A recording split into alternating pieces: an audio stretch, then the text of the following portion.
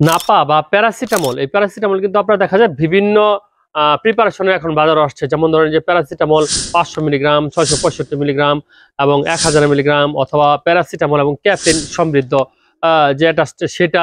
তো আসলে কোন প্যারাসিটামল বা কোন নাপা কাদের জন্য নির্দেশিত?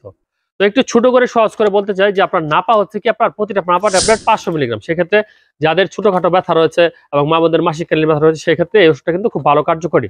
এছাড়া দেখা যায় 665 মিলিগ্রাম, যেটা করোনার সময় খুব ব্যাপক জনপ্রিয়তা পেয়েছে। যাদের একটু মাথা ব্যথা, ঘাড় ব্যথা, শরীরের ব্যথা জনিত সমস্যা রয়েছে, জ্বরজনিত সমস্যা রয়েছে, তাদের ক্ষেত্রে নাপা এক্স10 খেতে পারেন, যেটা হচ্ছে মূলত 665 মিলিগ্রাম। এছাড়া নাপা এক্সট্রা যেটা, সেটা হচ্ছে আপনার প্যারাসিটামল 500 মিলিগ্রাম এবং সাথে ক্যাফিন রয়েছে 65 মিলিগ্রাম। এটা মাথা ব্যথার জন্য খুব ভালো কাজ করে। এছাড়া শারীরিক ব্যথা এবং জ্বরের ক্ষেত্রে খুব ভালো কাজ করে থাকে। এবং নাপা 1 যেটা হচ্ছে আপনার 1000 মিলিগ্রাম, সেটা হচ্ছে যাদের একটু তীব্র ব্যথা, যারা একটু বার্ধক্যজনিত ব্যথায় ভুগতেছেন, সেই ক্ষেত্রে এই ধরনের ওষুধগুলো ব্যবহৃত হয়ে থাকে।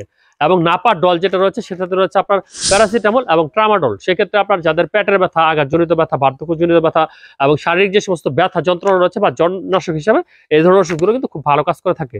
তো প্রত্যেকটা ওষুধে খাওয়ার নিয়ম হচ্ছে দৈনিক 3 বার। অবশ্যই খেয়াল রাখতে হবে যে 4000 মিলিগ্রামের উপরে যেন সারাদিনে কিছুতেই না হয়। ধন্যবাদ।